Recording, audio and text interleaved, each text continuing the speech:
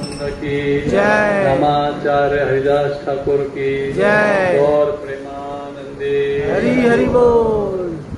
हरे कृष्ण। हरे ओम अज्ञानतिमिरान्धस्य ज्ञानाञ्जनशलाकया चक्षुरोन्मिलितं येन तस्मै श्रीगुरवे नमः। नमो विष्णुपादाय कृष्णप्रेष्ठाय भूतले श्रीमते भक्तिवेदांत स्वामीति नामिने। नमस्ते सरस्वती देवे गौरवाणी प्रचारिणे निर्विशेष शून्यवादी पाश्चात्य देशतारिणे। वाञ्छाकल्पतरुभ्यश्च कृपा सिन्धुभ्येव च पतितानां पावनेभ्यो वैष्णवेभ्यो नमो नमः। जय श्री कृष्ण चैतन्य प्रभु नित्यानंद श्री अद्वैत गदाधर श्रीवासादि गौर भक्तवृंद। हरे कृष्णा कृष्णा कृष्णा हरे हरे, हरे राम राम राम हरे हरे। हरे कृष्णा कृष्णा कृष्णा हरे हरे, हरे राम राम राम हरे हरे। हरे कृष्णा कृष्णा कृष्णा हरे हरे, हरे राम राम राम हरे हरे। हरे कृष्णा। सर्व कणकवली रहिवाशांना दंडवत प्रणाम आणि आभार की त्यांनी आम्हाला याची अनुमती दिली। श्याम कोंडप्रोजेंनी या हॉलच्या उद्घाटनच्या वेळी बोलवलं होतं, तेव्हा यायला जमलं नाही, पण तेव्हा त्यांना म्हटलं होतं कधीतरी येतो पुढे, पण तो शब्द पूर्ण केला पाहिजे कधीतरीचा। तर म्हटलं स्वतःच त्यांना म्हटलं बोली बघा या रविवारी जमत असेल तर चालतंय मला। आणि त्यांनी काय लगेच सगळं व्यवस्थापन केलं। तर मोहन प्रभू, आनंदवदन प्रभू, काश्मीरकर प्रभू आणि बाकीचे म्हणजे माताजी पण आहेत आणि काही भक्तांना मी नावाने ओळखत नाही आणि बरेचसे भक्त इथे आहेत। तर आज एक तसा विषय साधायचा आहे, माहित नाही तुमचे काय अनाउन्समेंट वगैरे ग्रुप आहे नाही आहे, पाठवलं टॉपिक पाठवला। तर मी आजचं जे लेक्चर ते ऑलमोस्ट 95% कॉपी पेस्ट करत आहे। काय कबूल केलेलं बरं आहे। आता मला नेमकी त्या महाराजांचं नाव पण आठवत नाही, म्हणजे आता लंडन इंडियन ओरिजिनवाले आहेत पण लंडनचे राहणारे जन्मापासून, चटकन आठवत नाही नाव मला। त्यांनी एक खरंच लेक्चर घेतलं होतं चौपाटी मंदिरात, तेच मी कॉपी करत आहे। बऱ्यापैकी थोडंफार फरक पडणारच 5-10%, पण 80-90% त्यांचंच कॉपी करत आहे। तर विषय इंग्लिशमध्ये त्यांचं लेक्चर होतं, त्यांचं इंग्लिशमध्ये टॉपिक होतं डिसिजन्स डिसाइड डेस्टिनी। मराठीत कसं त्याचा अनुवाद करू, मग मी काहीतरी आपुलाच निर्णय आणि आपले भविष्य।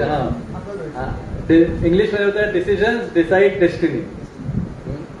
मराठीत काय मला एकदम असं जमलं नाही, तर म्हटलं आपलाच निर्णय आपलेच भविष्य, काहीतरी थोडंफार यमक जोडला पाहिजे त्या हिशोबाने ठेवलंय। कारण का महत्वाचा विषय आहे, प्रत्येक वेळेला आपल्या आयुष्यात अनेकदा निर्णय घ्यायचे काय म्हणते परिस्थिती असते, अनेक निर्णय, अगदी डावीकडे वळू का उजवीकडे वळू पासून, ह्या कॉलेज जाऊ का त्या कॉलेज जाऊ, ह्या मुलाशी लग्न करू का त्या मुलाशी करू, ही नोकरी करू का ती नोकरी करू, अगदी साधं आज पोळी खाऊ का भात खाऊ, भरपूर निर्णय आपल्या आयुष्यात घ्यायचे असतात। आणि लहान मोठे अनेक निर्णय आपण ज्या प्रकारे घेत जातो त्या प्रकारे उर्वरित आयुष्यात आपलं कसं कसं घडणार आहे ते सगळं ठरत जात असतंय। मग हा विषय असा महत्वाचा आहे, भगवद्गीतेतल्या वरच बोलणार आहे, पण ती सुरुवात अशी होती की इथे आपण सगळे बसलेलो आहोत, त्या सगळ्यांकडे ही ताकद आहे की आपण वाईटातला वाईट निर्णय घेऊ शकतो आपल्या आयुष्यात. आणि ही ताकद आपल्या सगळ्यांकडे आहे की आपण उत्तमातला उत्तम पण निर्णय घेऊ शकतो. आणि मला सांगायला दुःख आणि आनंद होत आहे. दुःख आणि आनंद, हर्षशोक, ती तुम्ही कथा काही लोकांनी ऐकली आहे हर्षशोकची. चित्तकेतू महाराजांचा मुलगा होता. तर शोक आहे की इथे, म्हणजे मी जेव्हा तुम्ही म्हणतो त्यात मी पण आहे. इथे बसलेल्या तुम्ही सगळ्यांनी, मी पण इन्क्लुडेड त्याच्यात, आपण सगळ्यांनी एक अत्यंत वाईटातला वाईट, सर्वात जास्त वाईट निर्णय घेतलेला आहे. कोणता? अरे अजून त्याचबरोबर आपण सगळ्यांनी एक उत्तमातला उत्तम, सर्वोत्तम निर्णय पण घेतलेला आहे. कोणता आधी सांगायचा? वाईट. मोहन तुझं पहिलं महेश साटमपूर. महेश साटमपूर म्हणतात वाईट निर्णय कोणाकोणाला पहिल्यांदा ऐकायचा आणि कोणाकोणाला चांगला निर्णय पहिल्यांदा ऐकायचा. तर लहान मुलाच्या ताटात समजा असे, म्हणजे आमच्याकडे थोडे बाबा स्ट्रिक्ट होते. जे काय आवडून जे काय घरी बनलंय ते ताटात वाढलं जाणार आणि ते सगळं संपवायचं. चान्स नव्हता की संपवायचं नाही असं. मग जे काय घरी कारल्याची भाजी जरी असेल तरी ती एवढी वाटली जाणार ताटात आणि मग ती संपवायची. अशी पद्धत होती. कधी कधी लहान मुलांना असे केलं की दोन प्रकारचे व्यवहार असतात. कधी लहान मुलं काय करतात, आवडतं खाऊन घेतात आणि वाईट अर्धा पाऊण तास आपलं खात असतात. आणि काही थोडीशी अशी वेगळी असतात, ती अगदी कसं तरी आवडतं पहिला तर खाऊन टाकतात आणि मग they enjoy the remaining food. तो तसाच आहे. वाईट निर्णय आधी ऐकायचा आहे का चांगला मानसिकता आहे की चांगला निर्णय आधी ऐकायचा? खरी बोल. आणि मी वाईटच सांगणार आहे आधी. ओपिनियन पोल घेणार पण शेवटी आमच्याच पोलनुसार होणार. तर वाईट निर्णय हा आहे कृष्ण बहिर्मुख जीव भोग वांछा करी. आपण एकदा कधीतरी खूप लाखो करोडो अब्ज वर्षांपूर्वी निर्णय घेतला की आम्हाला भगवंतांना विसरायचंय आणि स्वतः उपभोग घ्यायचा आहे, म्हणून आपण या भौतिक जगतात आलेलो. तो आपण सगळ्यांनी तो वाईट निर्णय घेतलेला आहे, म्हणून आपण या भौतिक जगतात, या भौतिक शरीरामध्ये धारण करून आलेलो आहोत. हा वाईट निर्णय सगळ्यांचा आहे, म्हणून इथे आहोत भौतिक जगतात. कणकवलीमध्ये कणकवल्ली असं वाटतं जुनं नाव असेल तर. आणि एक चांगला निर्णय पण तुम्ही घेतलेला आहे सगळ्यांनी. तो म्हणजे ती वाईट निर्णय सुधारण्यासाठी तुम्ही आता प्रभुपादांच्या शरणागतीमध्ये एक योग्य आध्यात्मिक मार्गदर्शनाखाली परत भगवंतांच्या सेवेमध्ये संलग्न व्हायचा प्रयत्न करताय. So all of us have taken the worst possible decision and also the best possible decision. All of us have taken. म्हणजे आपल्यामध्ये ती ताकद आहे दोन्ही प्रकारचे निर्णय घ्यायची. आपण दोन्ही प्रकारचे आपल्या आयुष्यात ह्याच्या पुढे पण एखाद्या वाईटातला वाईट निर्णय पण घेऊ शकतो. आपण ठरवलं योग्य मार्गदर्शन असेल तर आयुष्यात चांगल्यातले चांगले निर्णय पण घेऊ शकतो. तर हे जे महाराज आहेत ते सांगत होते, त्यांनी आधी आता संन्यास झाला त्याच्या आधी त्यांनी ब्रह्मचारी आश्रम जॉईन केला होता 2002-04 साली कधीतरी. तर त्यांनी पण इंग्लंडमध्ये डिग्री संपवली आणि मग जॉईन केलं. आणि काही फक्त त्यांना टेस्ट होत होते खरोखर ब्रह्मचारी आश्रमामध्ये जॉईन करावं का यांनी. अरे तू आश्रम जॉईन केलाय, तुला माहितीये का जमिनीवर फक्त चटई घालून झोपावं लागेल. तुला चालेल, नो प्रॉब्लेम. आणि तुला माहितीये का तुला सामान ठेवायला फक्त एक लॉकरच मिळेल, त्यात सगळं सामान ठेवावं लागेल तुझं. मला चालेल, नो प्रॉब्लेम. आणि सकाळी 4 वाजता उठावं लागेल दररोज. म्हणजे ओके, नो प्रॉब्लेम. कधी कधी काही ब्रह्मचारी खास करून सेवा खूप जास्त असते. एकदा आम्ही पाहिलेलं आहे आमच्या आश्रममध्ये पण. कधी कधी ते दंडवत घालतात प्रभुपादांना आणि ते झोपी जातात. एकदा एक प्रभूजी होते मेन मंदिरात साईडला आश्रममध्ये प्रभूंची एक मूर्ती एक्स्ट्रा ठेवली होती आणि त्यांनी हाफ दंड घातला. हा म्हणजे पण तुळशीला प्रणाम करतो ना की माती लोक जसं दंड घालतात तसा. तिथे प्रभुपादांचा दंड घातला आणि दिवसा 10-11 वाजता आणि झोपी गेले. हाफ दंडाचे पोझिशन. लहान मुलं पण असे झोपतात बघा कधी कधी. अगदी लहान मुलं कधी कधी असं त्या दंडवतच्या पोझिशनने झोपतात. हाफ दंडवतच्या. मी आपलं आलो म्हटलं दंडक घालताय, ठीक आहे, किती भक्ती आहे म्हटलं, इथे प्रभुपादांनी दंडक घालतायत, मंदिरात प्रभुपाद येते, एक्स्ट्रा प्रभुपादांची मूर्ती होती. मी आपलं गेलो, दिवसा कपडे धुवून आंघोळ करून आलो, म्हटलं ह्याचं दंडक अजून चालूच आहे. आणि कपडे धुवून झाले, आंघोळ झाली, म्हटलं बापरे फुल दंड चालली. मग पाऊण तास झाला, म्हटलं आता हा दंड ते अजून काय वेगळं बघायला पाहिजे. तर हा कधी कधी ब्रह्मचार्यांची स्थिती असते की त्यांना स्लीप कमी असते, सेवा जास्त असते. तर तुला असं होईल म्हटलं चालेल, नो प्रॉब्लेम. अर्थात बरेचदा असं कोणी आश्रम जॉईन केला की थोडा घरच्यांची एवढी त्याला सहमती नसते. आणि ते हे जे होते हे म्हणजे ह्यांचा जन्म इंग्लंडचाच आहे, तिथे शिफ्ट झालेले इंडियन फॅमिली आहे. आणि त्यातल्या त्यात ते गुजराती फॅमिलीमधनं होते, म्हणजे इंडियन गुजराती पण लंडनलाच राहणार आहे आता कायमचे. तर त्यांचे घरचे लोक आले, आई वडील काका मामा आत्या सगळे भेटायला. हे काय लावले तू, हे काय करतोय, काय करतोय, नाही इथे आहे फुल टाइम. अरे आपण गुजराती फॅमिली मधले आहोत. अरे थोडीशी मी कॉलेजची भाषा वापरतोय, एवढी सभ्य नाहीये, सभ्य आहे पण सुसंस्कृत नाहीये. तर असभ्य भाषा वापरत नाहीये पण सुसंस्कृत भाषा पण नाहीये. तर म्हणजे आपल्या फॅमिलीची ट्रेडिशन आहे. काय ट्रेडिशन म्हणतात, पहिले डिग्री, मग नोकरी, आणि मग ते मी सांगत नाही तुम्हाला कळलेलं आहे. त्याच्यात ती थोडी असंस्कृत भाषा होईल. पण पहिले डिग्री, मग नोकरी, आणि मग पुढे काय आनंद आमचं आम्ही काय पाप केलेलं आहे. तर म्हणतात हे आपली फॅमिलीची ट्रेडिशन आहे, तुम्ही ट्रेडिशन फॉलो करत नाहीत आपल्या परिवाराची. म्हटले डिग्री मी केली, बीटेक कॉम्प्युटर इंजिनिअरिंग, ओके. नोकरी, नोकरी प्रभुपाद इज माय बॉस, त्यांच्याकडे मी नोकरी करतोय. ते काका म्हटले उगीच आम्हाला शब्दांच्या खेळामध्ये फसू नको, तू इथे नोकरी करतोय तर पगार किती आहे, तुझा पगार किती मिळतो. कारण पगार किती मिळतो माहित नाही, पण रिटायरमेंट प्लॅन माहिती आहे, बॅक टू गॉड. पगार माहित नाही आता किती आहे, पण पोस्ट जॉब रिटायरमेंट भगवत धामात जाऊ देवाच्या गावा हे फिक्स ऑफर आहे. एनिवे ते म्हणजे अशा शब्दांचा खेळ करू नको.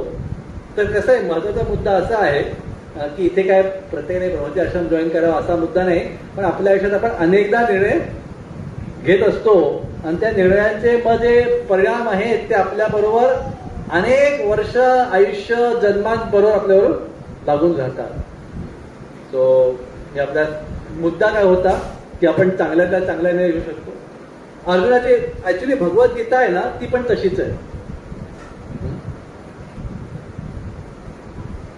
भगवद्गीतेच्या सुरुवातीला पहिल्या अध्यायात तर अर्जुन त्याच्या आयुष्यातला एक वाईटातला वाईट निर्णय घेण्याच्या पायरीवर होता, किंवा उंबरठ्यावर, किंवा अजून एक चांगला शब्द त्याला आठवत नाही, म्हणजे त्याचा ते तो घेणार होता. थोडक्यात त्याने एका प्रकारे घेतलाही होता, आयुष्यातला वाईटातला वाईट निर्णय घ्यायचा. आणि मग भगवंतांनी त्यांना भगवद्गीता सांगितली.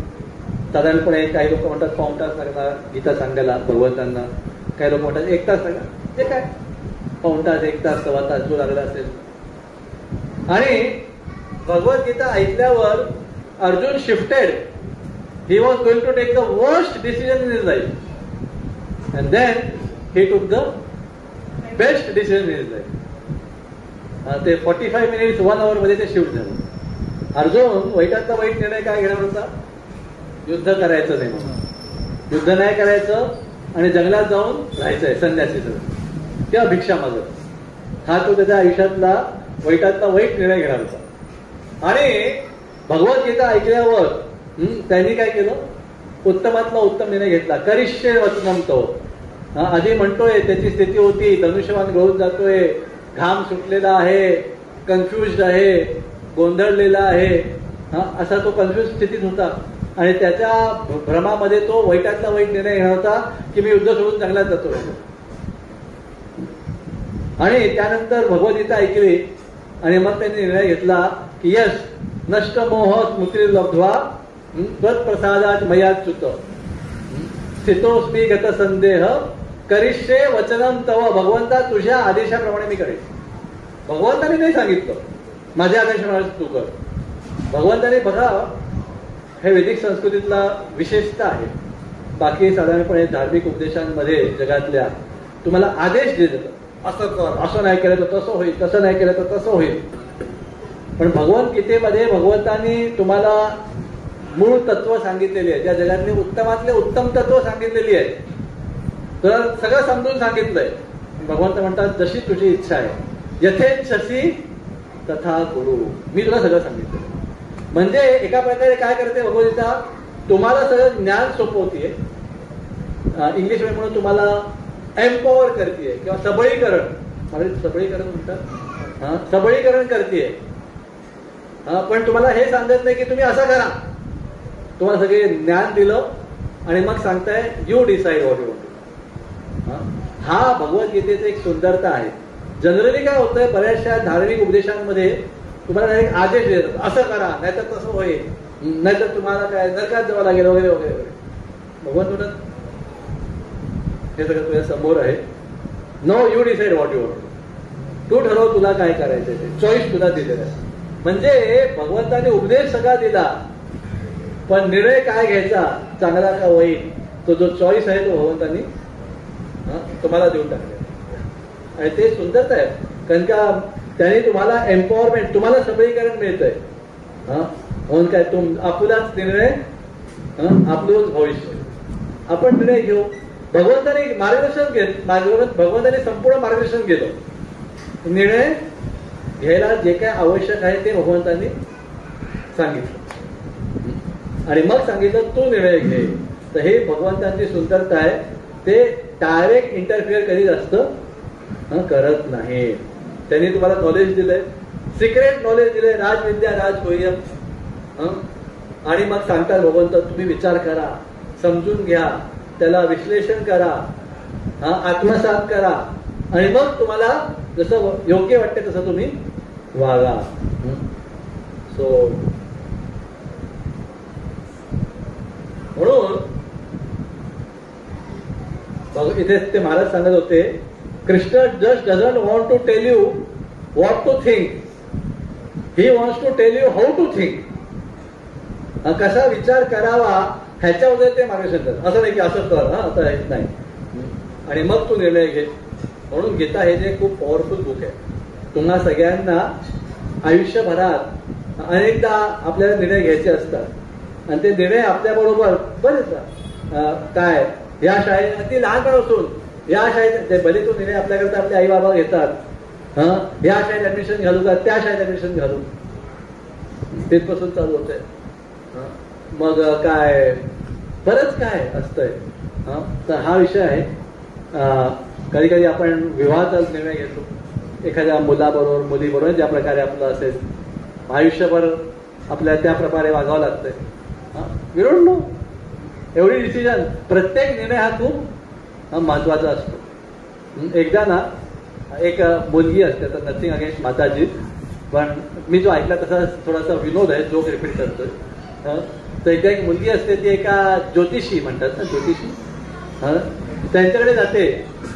म्हणते ह्या अनेक मुलांच्या ह्या 2 पत्रिका आहेत मुलांच्या, 2 मुलांच्या म्हणजे एक मुलाची, अशा दोघांच्या पत्रिका आहेत, त्या मी शॉर्टलिस्ट केलेल्या आहेत. आता कृपया सांगा ओ ज्योतिषी काका, माझं कोणाशी लग्न होईल ह्यांच्यापैकी, कोण तो मुलगा भाग्यशाली ठरेल, कोणाशी माझं लग्न होणार आहे. ह्या 2 पत्रिका आहेत, पत्रिका 1 पत्रिका 2. ज्योतिषी दोघे पत्रिका बनवतात. इंटरेस्टिंग म्हणतात. तर मुलीची उत्सुकता वाढत जाते. अरे 2 पत्रिका, कोण भाग्यशाली मुलगा काका सांगा. हो, तुझं लग्न ह्या नंबर 1 पत्रिकेवाल्याशी होईल, पण भाग्यशाली हा नंबर 2 ठरेल. अरे बोल, याचा तर मी काय जास्त बोलत नाहीये, नथिंग अगेन्स्ट एनी प्रोजेक्ट माताजी, पण जर आम्ही पारंपरिक आहोत, जसं ऐकलं तसं रिपीट करतोय. एनिवे, कणकोलीचे लोक हुशार आहेत, जवळजवळ सगळ्यांना कळलं काय म्हणतो ते लोक जोक काय, पण वेळ लागतो की जोक काय झालं ते. पण एनिवे, जोक अपार्ट, पण डिसिजन इज इम्पॉर्टंट. कधी कधी काय असा प्रसंग असेल खास करून विवाहाच्या वेळेचा, नंतर कधी कधी एखादी मुलगी किंवा मुलगा एक एक दिवस 2-2 दिवस विचार करत असतात, रडत असतात, काय करू, हो म्हणू का नाही म्हणू, आयुष्यभराचा प्रश्न आहे. तो महत्वाचा निर्णय काय की हे निर्णय कसे घ्यायचे आपण. एक लग्नाचा एक भाग झाला, आपण अनेक म्हटलं ना, ऍडमिशन, नोकरी, पैसे, बरेच, ही गाडी घेऊ, काय करू. अर्जुन वाईटाचा वाईट निर्णय घेणार होता, नंतर आपण थोडंसं पुढे जाऊया.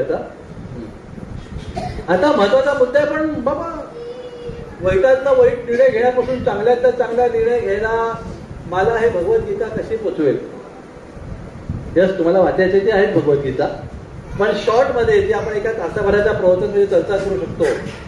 तर तुम्ही पाहिलं तर फ्रॉम अर्जुनचा चेंज झाला from the worst possible decision to the best possible decision. ह्याच्यामध्ये अर्जुनाने 4 उपनिर्णय घेतले. ज्याप्रमाणे 4 छोटे निर्णय घेतले, त्याच्यामुळे तो वर्स्ट डिसिजन पासून बेस्ट डिसिजनचा तो पोचला. तर ते 4 जे उपनिर्णय आहेत ते पण आपल्या आयुष्यात आपण घ्यायला शिकलो तर आपण स्वतः खूप एम्पॉवर होऊन जाऊ, जेणेकरून आपण आपल्या आयुष्यात असे निर्णय घेऊ की असं नाही की तुम्ही सगळे रथपती बनणार, करोडपती बनणार, नाही, पण जे निर्णय तुम्हाला उत्तरोत्तर प्रगती करायला देऊ शकतो. तुमच्या आयुष्यातली उत्तरोत्तर प्रगती. बघा, या जगात जन्म, मृत्यू, जरा, व्याधी सगळ्यांना आहे. मग भगवंताने ते पण प्रॉमिस केलं नाही.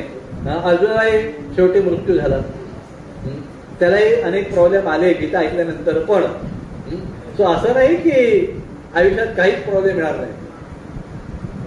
आयुष्यात कोणी एकदा गीता ऐकली, चांगले निर्णय घ्यायला शिकलो की आपण काही ऍक्सिडेंट होणार नाही, आजारी पडणार नाही, फायनान्शियल लोन येणार नाही, क्रायसिस येणार नाही, असं नाहीये. पण त्या सगळ्या परिस्थितींमध्ये आपण योग्य निर्णय कसा घेऊ शकतो ह्याचं मात्र मार्गदर्शन आपल्याला भगवद्गीतेत उपलब्ध आहे. तर त्याकरता हे 4 काय आहे उपनिर्णय आहे, 4 steps of decision by which we can take the right decision always in our life.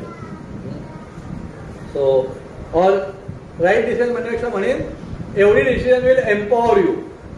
कारण का तोच राईट डिसिजन तुम्हाला सबलीकरण, सशक्तीकरण करायचं आहे. तो निर्णय तुमच्या आयुष्यात काहीतरी वाढवत जाईल.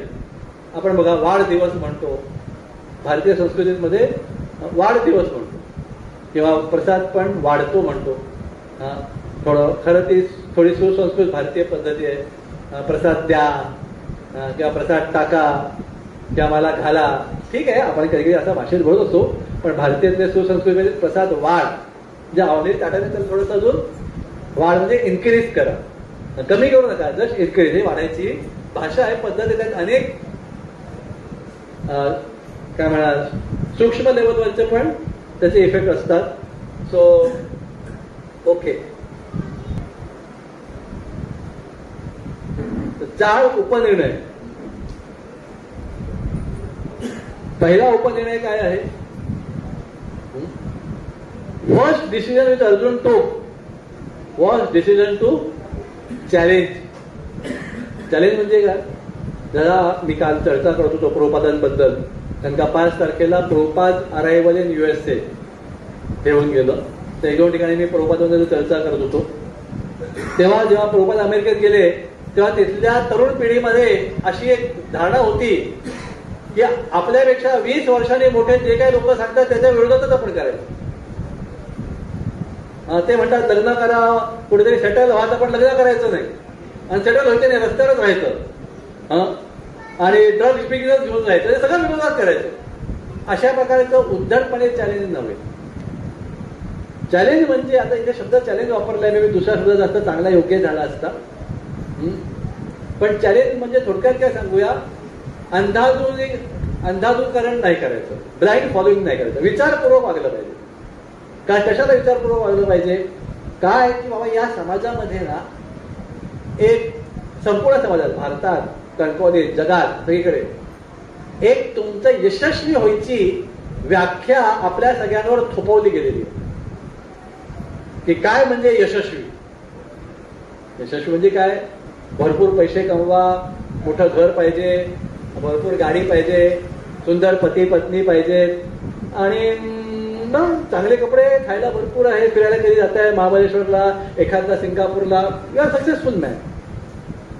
ही एक यशाची व्याख्या आपल्यावर लहानपणापासून थोपवली गेली आहे, आपण नाही निवडलेली. ही यशाची व्याख्या आपल्यावर थोपवली गेलेली आहे. तर त्याला चॅलेंज करायचं. चॅलेंज म्हणजे ती खरोखर बरोबर आहे का, आपण म्हणूया त्याला पडताळून पाहिजे. पडताळून पाहिजे म्हणतात, त्याला पडताळून पाहिजे. कारण का बघा, आपण जे आयुष्यात निर्णय घेणार जसं वागत जाणार, ते यशाची आपली व्याख्या काय, आपलं ध्येय काय आहे, त्यानुसार आपण वागत जाणार आहोत. बरोबर ना? या आयुष्यात कसे वागणार आहोत, जसे आपल्या ध्येय आहे किंवा यशाची जी व्याख्या आपण करून ठेवलेली आहे, त्या व्याख्येनुसार आपण आयुष्याचे निर्णय घेणार आहोत. आणि ह्यापेक्षा दुर्दैव किती मोठं असेल, तुम्ही त्या यशाच्या व्याख्येनुसार आयुष्यात निर्णय घेत गेला आणि साधारणपणे 60-70 वर्षाच्या पोचल्यावर तुम्हाला कळणं, अरे बापरे, ही यशाची व्याख्याच चुकीची होती. I started to achieve some goal in life and at the age of 70 I understood that goal itself was wrong. ह्यापेक्षा दुर्दैवाची स्थिती अजून कोणती दुसरी असेल. कारण का then you don't have any other extra 70 years with you. एकदा 70 वर्ष झाल्यावर तुम्हाला परत दुसरे 70 वर्ष पुढच्या जन्मात मिळतील, पण या जन्मात तरी मिळणार नाही. म्हणून आपण विचार केला पाहिजे की समाजाने थोपवलेली यशाची व्याख्या ही पडताळून पाहिली पाहिजे. ही बरोबर आहे का आपलं काय म्हणतात ना, काहीतरी मराठीत म्हण असते, एकाने सांगितलं सगळ्यांनी सांगितलं होते वाऱ्यावर, खरं आहे का खोटं आहे माहित नाही, पण ते सगळेच म्हणायला लागले. इंग्लिशमध्ये पण एक म्हण, तू बेसिकली पुढे यायची आधी, आपल्याला आपल्या आयुष्याचा गोल स्पष्ट माहित नसेल तर आपण निर्णय कसे घेणार. We don't take a decisions in life if you don't have the goal in life. तो पहिला गोल पाहिजे, तरच निर्णय घेऊ शकतो. नाहीतर श्यामात प्रभू सांगत होते, आपलं आयुष्य कसं असेल, football match without goal post. बघा, फुटबॉल तुम्हाला सगळ्यांकडे माहिती असेल थोडा तरी, तो ग्राउंड असतो आणि साईडला ते गोलपोस्ट असतात आणि तो बिचारा बॉलला सगळे लाच मारत असतात आणि त्याचा प्रयत्न असतो की इथे आत घालायचं. पण आता 2 टीम आहेत आणि पण तो गोलपोस्टच नाही आहे 2, मग आपलं नुसतं इकडे तिकडे लाथा खायला पण फिरतोय. तर आपल्या आयुष्यात पण तो गोलपोस्ट नसेल तर आयुष्यावर आपलं भौतिक मायाशक्ती लाथाडतीये.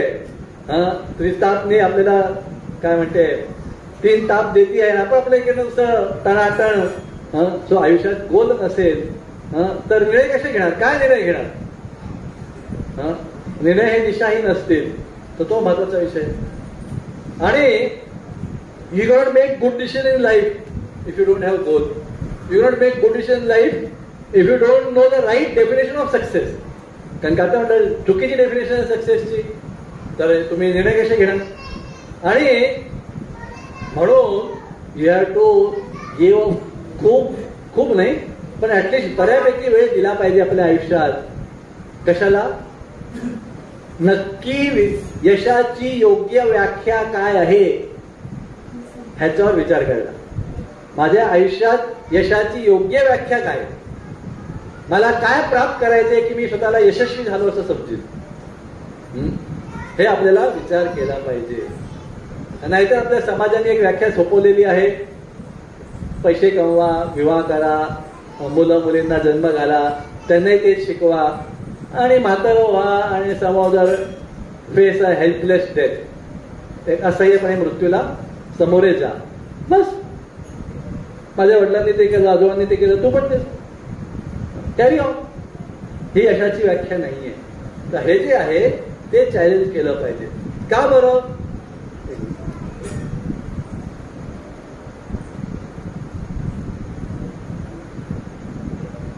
कारण का तुम्ही सर्वोत्तम यशाची व्याख्या नाही घेतली तुमच्या आयुष्यात तर काय होणार. तुमचे निर्णय जे लहान लहान बारीक बारीक निर्णय तुम्ही घेणार ते चुकत जाणार. आणि हे का केलं पाहिजे, कारण का आपण आपल्या मनामध्ये, आपल्या बुद्धीमध्ये, आपल्या चेतनेमध्ये खोल जायला पाहिजे. शांतपणे विचार केला पाहिजे की या आयुष्यात मला काय प्राप्त करायचंय, मेन गोल काय. यस, स्मॉल गोल्स असतील कोणता दुकान करू, कोणता धंदा करू, कोणती नोकरी करू, कोणाशी लग्न करू, कोणत्या शाळेत ऍडमिशन घेऊ मुलाची, ही स्कूटर घेऊ का ती स्कूटर घेऊ, ही कार घेऊ, हे सगळे उपनिर्णय आहेत. पण ते उपनिर्णय मेन निर्णयाला संलग्न पाहिजेत आणि मेन निर्णय आपल्या मेन यशाच्या व्याख्येशी संलग्न पाहिजे. तर याकरता सर्वात पहिले आपलं मेन यशाची व्याख्या जी आहे ती सुस्पष्ट समाजाच्या सांगण्यावरून नव्हे, आत्मचिंतन करून आत्मपरीक्षण करून पहिली ठरवली पाहिजे. आणि हे ठरवण्याकरता आपल्याला समाजाचं जे बंबार्डमेंट आहे, टीव्हीचं बंबार्डमेंट, सगळ्या नातेवाईकांचं बंबार्डमेंट, त्यांचा कायम जो भडीमार चालू आहे आपल्यावर, त्याच्यातनं सगळ्यातनं लांब जाऊन शांतपणे विचार करून तो निर्णय आपल्याला घेतला पाहिजे. कारण का कसं चालू आहे आता तुम्हाला भडीमार चालू आहे, त्यात काय प्रॉब्लेम आहे, सगळं समाज सांगतोय ते. कारण का बघा, या समाजातला एक नियम आहे, इंग्लिशमध्ये सांगतो ती म्हण, इंग्लिश म्हण आहे, if you tell a lie long enough and loud enough in the society it becomes a truth. English म्हणजे काय, एखादं खोटं तुम्ही जोर जोरात खूप वेळ आणि अनेक वर्ष बोलत राहिले तर समाजाला ते खरं वाटतं. ह्या समाजाचे बोलायचं असं होत असतं. एखादं खोटं कसं तरी एखादं म्हणतो, अनेक लोक बोलायला लागतात, बराच वेळ आठवडा करून खूप फॉरवर्ड करून बोलतात, सगळ्यांना वाटतं हा हे बरोबर आहे, ठीक आहे. मग त्या 50 लोकांना किंवा एका कणकवली शहराला खोटं जे आहे ते खरं वाटायला लागतं. कारण का काही लोकांनी तेच म्हणत गेले, असं करा म्हणजे तेच यश आहे. मग जेव्हा हे मूळचं ते चुकीचं आहे, खोटं म्हणजे चुकीचं आहे, त्याला तुम्ही योग्य म्हणून काही लोकांनी स्वीकारून घेतलं. मग जेव्हा हे खोटं खरं म्हणून जे स्वीकारलं गेलेलं आहे ते एका पिढीपासून दुसऱ्या पिढीला जात आहे, तेव्हा ती कल्चर म्हणजे काय म्हणतात, संस्कृती बनते. सॉरी, जेव्हा अनेक लोक या खोट्याला सत्य स्वीकार म्हणतात तेव्हा ती संस्कृती बनते. आणि जेव्हा हे जे कल्चर आहे, म्हणजे कसं आहे बघा, काही काही ठिकाणी तुम्ही गेले तर सगळे लोक शिव्यातूनच बोलतात, असं किंवा किंवा एखाद्या काय म्हणूया, काही लोकांमध्ये ही भाषा असते, काय बोलायला सुरुवात मध्ये त्यांना ते नॉर्मल असतं, ते त्यांच्यातलं ते झालं. मग ते एका मुलापासून म्हणजे एका पिढीपासून दुसऱ्या पिढीला तो मुलगा आपल्या जन्मापासून त्याला वाटतं हे नॉर्मल भाषा, प्रत्येक वाक्याच्या सुरुवातीला मध्ये शेवटी शिव्या दिल्याच पाहिजे, त्यांना ते नॉर्मल वाटतंय. किंवा काही काही संस्कृतीत बघा, आता मी भारतात फिरतो, काही काही संस्कृतीत असं आहे, एका नॉर्थ इंडियन संस्कृतीमध्ये तर आमच्याकडे थोडं वेगळं होतं आमच्या फॅमिलीतनं, की जे ताटात वाढले त्याचा संपवायचं असं आम्हाला ट्रेनिंग होतं, काही खाली वाया घालायचं नाही. पण काही ठिकाणी असं संस्कृती आहे खरोखर, त्यांच्याकडे असं आहे की ताटात थोडंसं उरवलं पाहिजे, थोडंसं एक चक्कर पोळी तरी का होईना, 4 घास 2 घास भात तरी का होईना, जे काय असेल ते तुम्ही उरवलं नाही, त्याचा अर्थ कसा झाला, त्या संस्कृतीतला अर्थ आहे तसा. पुरवलं तुम्ही असं सगळं संपवलं म्हणजे तुम्हाला कमी वाटलं गेलं, तुम्हाला पाहिजे होता पोट भरलं नाही म्हणून तुम्ही सगळं संपवून टाकलं, असं त्यांचं अंडरस्टँडिंग आहे. उरलं म्हणजे हा तर पोट भरलं बाबा, आता काय आहे उरलं असं दाखव, तर हे त्यांचं अंडरस्टँडिंग आहे. त्यांच्याकडे तसं खरोखर त्यांच्याकडे तसं आहे. जसं एकदा मी गेलो होतो, आमच्या घरच्या सगळं एकदम टाका प्रोजेक्ट सब खतम करेल, मतलब क्या और काय करणे का रहता तो. वेगवेगळ्या ठिकाणी अशा वेगवेगळ्या संस्कृती असतात, त्याचे वेगवेगळे अर्थ असतात. तिथल्या समाजातल्या लोकांनी त्याला तसं अर्थ करून घेतलेला आहे. तर तो चुकीचा आहे का बरोबर आहे, अनेक परिस्थितीनुसार तसा तो बनलेला आहे. आणि एकदा तो तसा बनला, मग एका काही लोकांमध्ये तो पसरला, मग त्यानंतर त्यांनी एका पिढीपासून दुसऱ्या पिढीत आला. तर पहिलं खोटं आहे किंवा चुकीचं आहे, आपण खोटं किंवा चुकीचं म्हणून, जे अनेक लोक जोरात अनेक वर्ष बोलतात लोक त्याला खरं समजून घेतात. त्यानंतर अनेक लोकांनी खरं समजल्यावर ती एक संस्कृती बनते त्या एरियातली. आणि जेव्हा ते एका पिढीपासून दुसऱ्या पिढीला पास होतात तेव्हा ती ट्रेडिशनला काय म्हणा मराठी, परंपरा बनते, की आमच्या परंपरेत असं आहे, आमच्या फॅमिलीची परंपरा अशी आहे. काय रघुकुल रीत सदा चली आहे, काय प्राण जाय पर, त्यांची कलियुगात कसली ती रीत, कलियुगात कसलं कोण खरं बोलतोय, प्राण कळतच नाही कोण खरं बोलतोय कोण खोटं बोलतोय. त्यालाच माहित नसतं मी खरं बोलतोय का खोटं बोलतोय. तोच कन्फ्युज असतो मी बोललो ते खरं बोलतो का खोटं बोलतो. मग कसला तर आता ती त्रेतायुगातली ती रीत होती, ती परंपरा होती. प्राण जाय पण वचन न जाय. कलियुगात काय कसलं खरं बोलतोय खोटं बोलतोय, चुकून खरं बोलतोय चुकून खोटं बोलतोय, मुद्दामून चुकून खरं बोलतोय का चुकून खरं बोलला, तो नेहमी खोटं बोलतो हा चुकून खरं बोलला. आता काय करू, हा जोक या सिलेबस मधला इथला नाहीये, पण एक आठवला खरं खोटं बोलण्याचं रोग. आणि परत ते मुलाबलीचं बघायचं, हा शाळांचा जोक आहे. एकदा ते बघायचा प्रोग्राम असतो, तर मुलाकडचे मुलीच्या घरी गेले होते आणि ते इंटरव्ह्यू घेतात काय तर त्यांनी त्या मुलीकडच्यांनी मुलाला विचारलं, तुला काय असं थोड्याशा वाईट सवयी, दारू प्यायची तो बिलकुल नाही, जुगार करायची मुलगा म्हणतो बिलकुल नाही, मग काय थोडंसं वेश्या करणं म्हणजे बिलकुल नाही, आणि काय ब्लॅक मार्केट वगैरे बिलकुल नाही. अरे असा कसं, तुला एक पण वाईट सवय नाही, चुकीची सवय नाही. एकच आहे, मी खोटं बोलतो. म्हणजे आधी सगळं बोललो ते सगळं हरी बोलून गेलं. आधी ते बिलकुल नाही. सो हरी बोल. तर मी काय इथे मॅरेज बोर्डचे क्लास घ्यायला आलेलो नाहीये. तर प्रश्न असा आहे की संस्कृती बनते, मग परंपरा बनते, आणि मग त्या परंपरेमध्ये जे लोक जन्म घेतात आणि त्या परंपरेमध्ये राहत असतात त्यांना तेच खरं वाटतंय जे मूळचं चुकीचं आहे. मूळचं चुकीचं काही लोकांनी पसरायला चालू केलं, मग ते काही लोकांनी बऱ्याच वेळा पसरवलं, मग ते एका संस्कृतीचं झालं, संस्कृतीपासून ती परंपरा झाली, आणि मग आपण त्यात जन्म घेतो, त्यात राहतो, आणि मग त्या झाल्यापासून आपल्याला वाटतं हेच बरोबर आहे. पण ते खरोखर बरोबर आहे का नाही, ही यशाची व्याख्या जी आपल्याला थोपवली गेलेली आपल्या लहानपणापासून ती बरोबर आहे का नाही, हे चॅलेंज केलं गेलं पाहिजे. आणि अर्जुनाने पण तेच चॅलेंज केलं, आणि म्हणून अर्जुन गीतेत म्हणतोय की संपूर्ण पृथ्वीचं साम्राज्य मला जरी मिळालं बिनविरोध, तरी मला वाटत नाही त्यातनं मी हॅपी होईल म्हणून. We have been given a definition of happiness by the society. समाजाने आपल्याला तुम्ही काय केलं यशस्वी आहात, समाज वा वा किती मोठा किती मोठा. कधी कधी लहानपणी आई बाबा आजी आणि आजी आशीर्वाद देतात, खूप मोठा हो. तर एकदा एक मुलगा होता, आमच्या आधी भगवान प्रभू आहेत, अनुज श्रीवास्तव, मोठे डॉक्टर आहेत मुंबईला. त्यांच्या मुलाला त्यांच्या आजीने आशीर्वाद दिला, खूप मोठा हो. तो मुलगा थोडासा मोठा होता, 5-7 वर्षाचा होता. ते म्हटलं आजी खूप मोठा म्हणजे काय, 6 फूट 4 इंचाचा होता काय, what do you mean by खूप मोठा हो.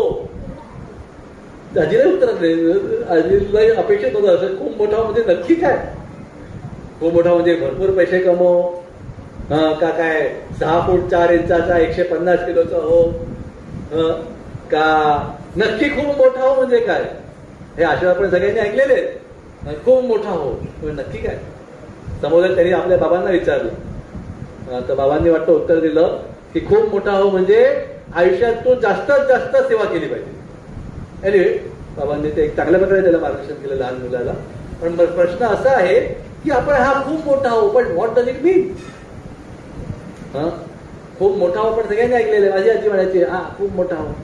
अरे खूप मोठा हो म्हणजे नक्की काय, खूप पैसे कमव, व्हॉट डज इट मीन.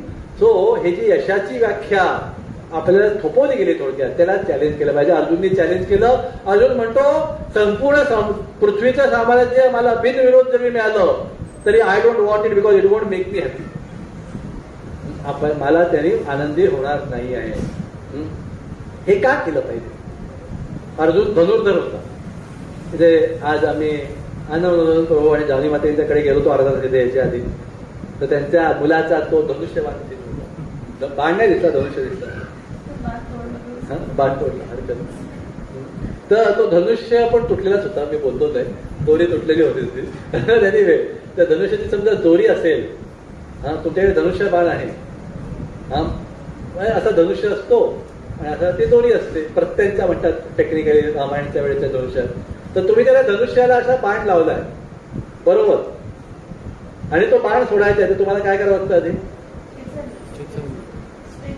असं आपण पुढे खेचतो त्याला मागे. अरे बाणाला तर समोर पाठवायचंय ना, मग असं का नाही घेतलं? बाणाला आपल्याला पाठवायचंय पुढे का मागे घ्यायचंय? मागे नाही घ्यायचंय ना. गोल काय, बाणाला पुढे पाठवायचंय. हा, मग असं केलं पाहिजे नाही. तो आपण जेवढं मागे खेचू तेवढं तो असा पण ढकलला आणि बाण कुठपर्यंत नाही, इथे मी आहे असा ढकलला. पण असा खेचला फुल, ते म्हणजे रामायणमध्ये आ करणं कानापर्यंत असा ढकलले धनुष्य फुल, एक हात फुल स्ट्रेट आणि दुसरा कानापर्यंत खेचला पाहिजे, दिशेला घ्यायचा आणि सोडायचं. तर जेवढा आपण मागे खेचू तेवढा तो बाण आहे. असा फुल खेचला बाण जेवढा लांब जाईल, तो किती प्रयत्न केला असा धरलाय आणि नुसता असा केल्यावर तो जाऊ शकतो का?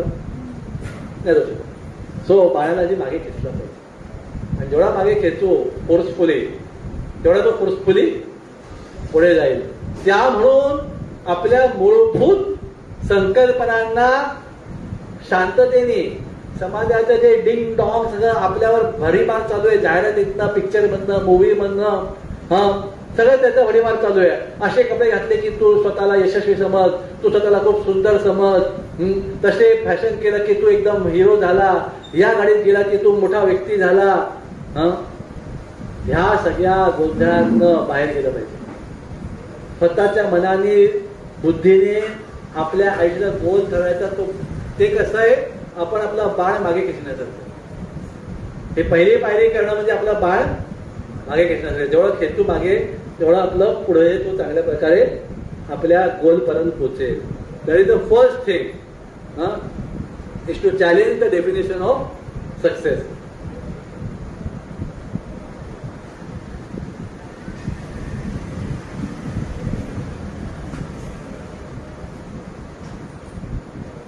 या जगातले बरेचसे लोक ते करत नाहीत, ते विचारच करत नाहीत. एक व्हॉट्सअप गुरुकुल, कलियुगातलं व्हॉट्सअप गुरुकुल आहे, गुगल गुरुकुल आहे. तर व्हॉट्सअप गुरुकुल मध्ये एक मेसेज आला होता. काय सांगत होते? या जगातले 2% लोक आहेत काय करतात, या जगातले 2% लोक आहेत ते विचार करतात. 3% लोकांना वाटतं की आम्ही विचार करतो, आणि बाकीचे लोक विचारच करत नाही. तर आपण स्वतः शांततेने विचार करायचा की माझा, लोकांनी सांग, जसं काही लोक असतील जे दारू लोकांच्यात जन्म घेतला असेल तर त्यांच्यात गोल काय, मस्त दारू प्यायचं, संध्याकाळी झोपून राहायचं, घरी येऊन थोड्या शिव्या द्यायच्या, बायकोशी मांडायचं, परत दुसरे दारू प्यायचं. तोच गोल आहे, वंडरफुल. त्यांच्याकरता तो गोल आहे, कोणाकरता अजून दुसरा गोल आहे. या सगळ्या समाज आपण वेगळं बाहेर पडलं. स्वतः आत्मपरीक्षण केलं की what I want and here to fix up your goal, आणि मग बाकी त्यानुसार आपलं पुढे गेलं पाहिजे. म्हणून ह्याकरता अर्जुन काय सांगतो, सेनोयोर उभयोर मध्ये रथम स्थापयमेच्युत. मला या दोन्ही सैन्यांच्या मध्ये घेऊन चल कृष्ण, मला पाहू दे, मला आत्मपरीक्षण करू दे, नक्की काय करायचंय. ह्याकरता आपल्याला वेळ काढला पाहिजे. अर्जुनाने वेळ काढला, 2 सेनांच्या मध्ये गेला आणि वेळ काढला. वेळ आहे नाही, वेळ काढावा लागतो, वेळ काढला पाहिजे. पहिला मुद्दा मी म्हटलं ना, 95% लोक विचारच करत नाही. 2% विचार करतात, 3%ना वाटतं की ते विचार करतात, बाकीचे तर त्याचे एवढे नाही. Hare Krishna, Krishna Krishna